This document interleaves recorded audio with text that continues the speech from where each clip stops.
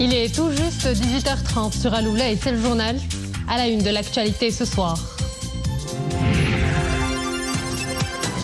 Marhaba 2024, l'opération va bon train. Un pic est attendu ce week-end à l'approche de Eid al-Adha. Les équipes de la Fondation Mohamed V mettent les bouchées doubles à l'accueil des Marocains du monde.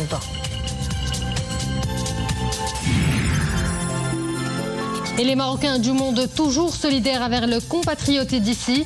Des expatriés résidant dans une petite ville américaine à proximité de Washington ont fait des dons aux victimes du séisme d'Al Haouz.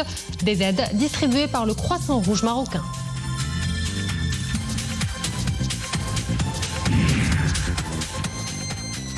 À Agadir, c'est la clôture du Festival international du film documentaire. Une édition qui a mis en lumière les toutes premières fictions des jeunes réalisateurs. Nous le verrons en fin de ce journal.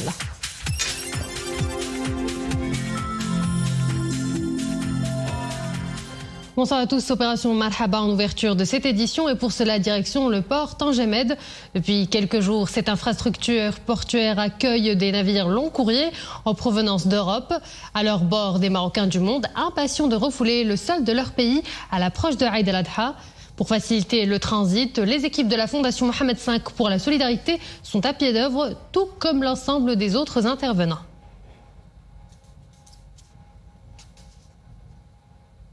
Écoutons à ce propos Abdallah Moussa, Omar Moussa, responsable du pôle médico-humanitaire à la Fondation Mohamed V pour la solidarité.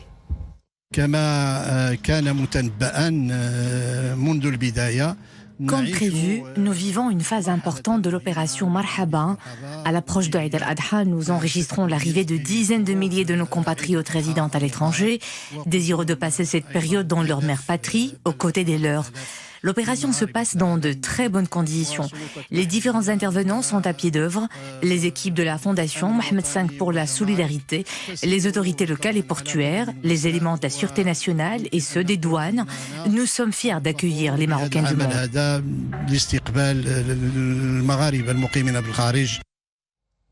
Et à l'occasion de Eid al-Adha, la Société nationale des autoroutes du Maroc informe les usagers de l'autoroute que l'ensemble du réseau autoroutier connaîtra une montée de trafic importante.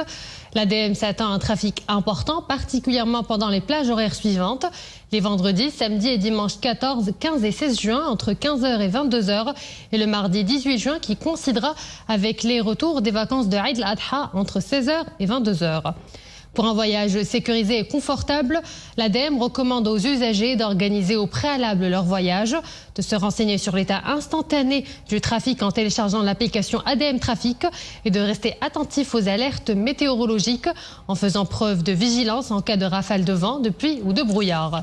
Pour toute demande d'informations relatives au trafic ou à l'assistance ADM, recommande à ses usagers de contacter le centre d'appel au 5050 ou de consulter les liens qui s'affichent à l'écran.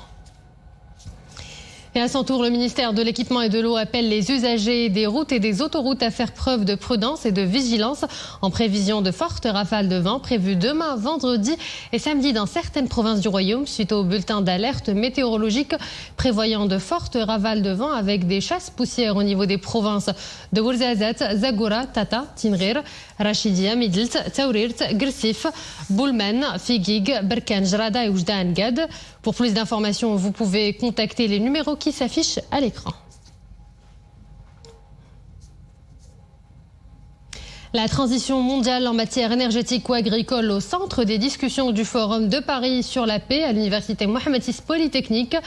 Une occasion pour les intervenants de mettre en avant le rôle clé d'un passage vert, juste et équitable. Car cette transition mondiale doit tenir compte de perspectives et des intérêts des pays du Sud. Omar Jlaidi et Sofia Fgrot. On ne peut imaginer meilleur endroit pour accueillir une rencontre axée sur la coopération Nord-Sud, autre que le Maroc, une nation qui s'ouvre sur l'Afrique, le monde arabe et l'espace méditerranéen. Ce sont les mots du directeur général du Forum de Paris sur la paix, Justin Weiss. Voilà pour le choix du cadre. Quant au menu des débats, il est diversifié. L'énergie, l'agroalimentaire et la gestion durable des ressources. Tout pour combler ce fossé nord-sud qui se creuse. Le vrai sujet de cette journée, c'est ce fossé nord-sud qui nous divise et qui n'a fait que croître depuis le Covid.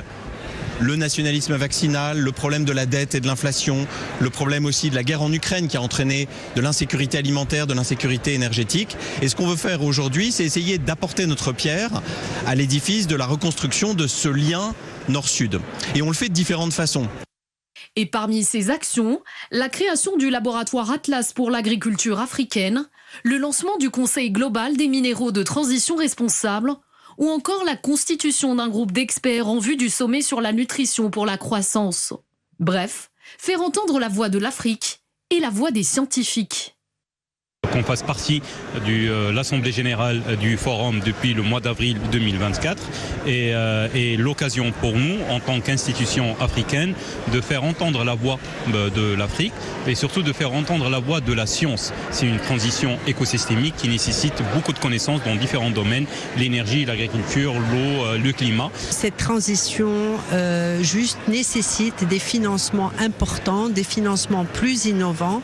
Notre pays grâce à un cadre macroéconomique fort, réussit à, on va dire, allier ces deux défis de développement et de transition écologique. Mais globalement, le monde a besoin de plus de financement pour la transition climatique.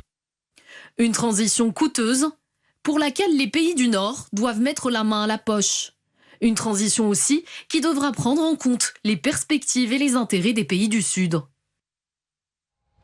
Plusieurs mois après le séisme d'Al Hawz, l'élan de solidarité ne faiblit pas, au contraire.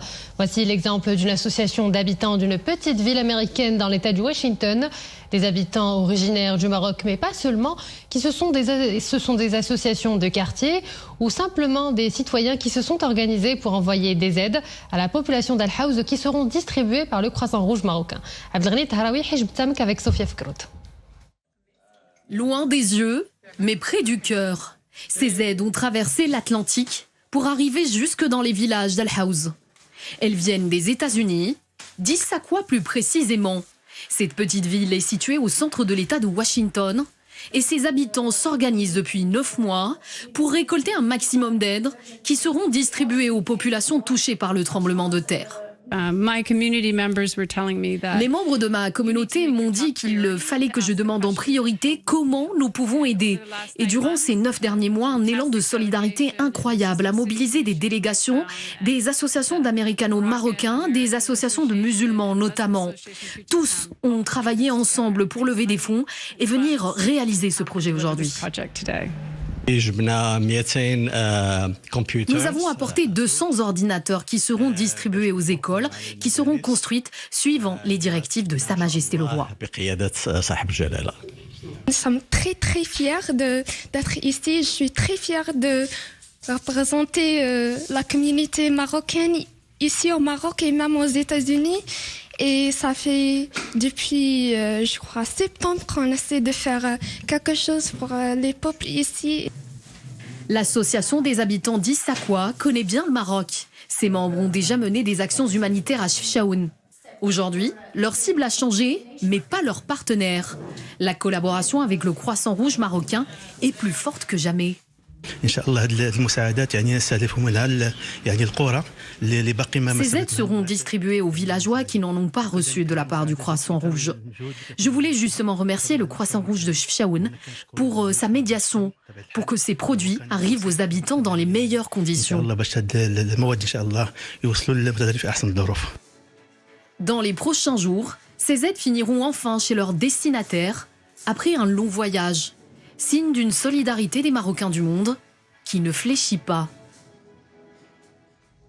À l'international, l'armée israélienne a pillonné aujourd'hui la ville de Rafah dans le sud de la bande de Gaza. Des tirs d'artillerie nourris et des frappes aériennes dans plusieurs secteurs du territoire palestinien au moment où le chef de la diplomatie américaine, Anthony Blinken, est en tournée au Moyen-Orient. Il cherche à arracher un cessez-le-feu entre Israël et le Hamas. Les Britanniques aux urnes dans 3 semaines pour les législatives dont le grand favori est le chef du parti travailliste Keir Starmer, ancien avocat de 61 ans. À 3 semaines du vote, les sondages donnent plus de 20 points d'avance au Labour sur les conservateurs. Le programme de Keir Starmer comprend la promesse de débloquer des dizaines de milliers de rendez-vous dans le service public de santé et le recrutement de 6500 professeurs. Sur l'immigration, il souhaite réduire le nombre d'arrivées au Royaume-Uni. En Italie, les dirigeants du G7 réunis pour réaffirmer à Volodymyr Zelensky leur solidarité avec l'Ukraine en scellant un accord clé sur l'utilisation des actifs russes gelés par les Occidentaux. À l'initiative des États-Unis, ils ont acté le principe d'un prêt de 50 milliards de dollars pour Kiev, garanti par les futurs intérêts générés par les actifs russes immobilisés.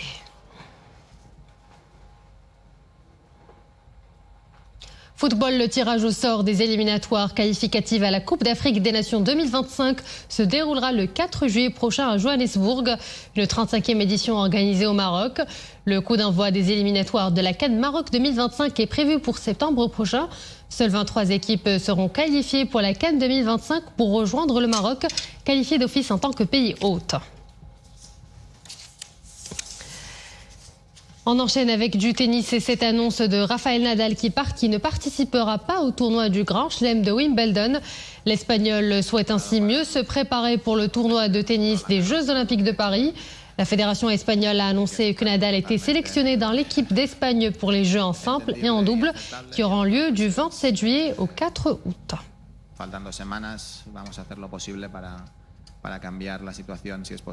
Direction Agadir où la tombée du rideau sur le Festival international du film documentaire Le FIDA Doc. C'était hier soir après une édition qui a mis en lumière des documentaires et des films très hétéroclites, parmi lesquels des premiers coups d'essai pour certains réalisateurs très remarqués qui voient leurs films propulsés sur le devant de la scène. Maria Ouette. Militants et engagés, 11 longs métrages du monde entier ont été minutieusement visionnés par les membres du jury et les festivaliers, parmi lesquels des passionnés de cinéma, mais aussi des étudiants dont le rêve est de voir leur nom révélé au rang de réalisateurs. Il était une fois le FIDA-Doc, incubateur de jeunes talents en devenir.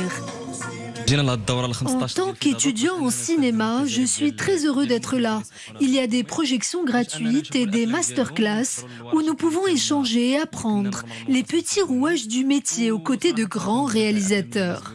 Parmi les temps forts de cette clôture, le prix spécial du jury décerné à l'Égyptien Ibrahim Nachat pour son premier film Hollywood Gate, un film de guerre aux allures de péplum. Invité d'honneur du FIDA-Doc, Esmaël Moudir et son film La mère de tous les mensonges ont mis en lumière le cinéma maghrébin et africain dans toute sa portée universelle. La cérémonie de clôture de la 15e édition du FIDA-Doc.